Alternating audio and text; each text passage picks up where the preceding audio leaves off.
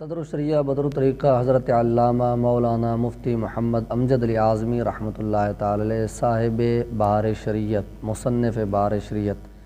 آپ رحمۃ اللہ تعالی بہار شریعت میں اللہ تبارک تعالیٰ کے وجود پر اور اللہ تبارک تعالیٰ کی ذات و صفات کے حوالے سے گفتگو کرنے کے بعد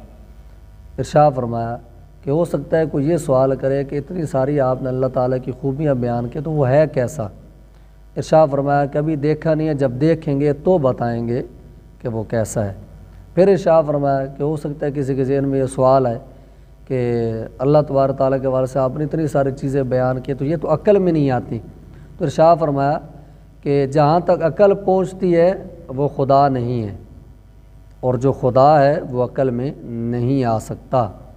تو یہ بالکل واضح ہے کہ عقل جس ذات تک پہنچ جائے وہ ذات کبھی خدا نہیں ہو سکتی، اور جو خدا ہے وہ کبھی ہماری عقلوں میں آ ہی نہیں سکتا۔ تو اس لیے عقلوں کے مطابق اللہ تعالیٰ کو تلاش کرنے کی کوشش نہ کی جائے، کیونکہ جو شخص عقل کے مطابق اللہ تعالیٰ کو تلاش کرنے کی کوشش کرے گا تو وہ گمراہی کے راستے پر جا پہنچے، کیونکہ عقل ہمیشہ بندے کو گمراہی کی طرف ہی لے کے جاتی، سوائے اس کے کہ ہماری عقل پر اللہ تعالیٰ کی رحمت غالب ہو۔ تو اس لیے اللہ والوں کی صحبت اختیار کی جائے، نیکیوں کی صحبت میں رہا جائے، تو انشاءاللہ اللہ نے چاہا تو اللہ تبارک تعالیٰ کے حوالے سے ہمارا ایمان کبھی بھی کسی طرح کے شکوک و شبہات کا شکار نہیں ہوگا۔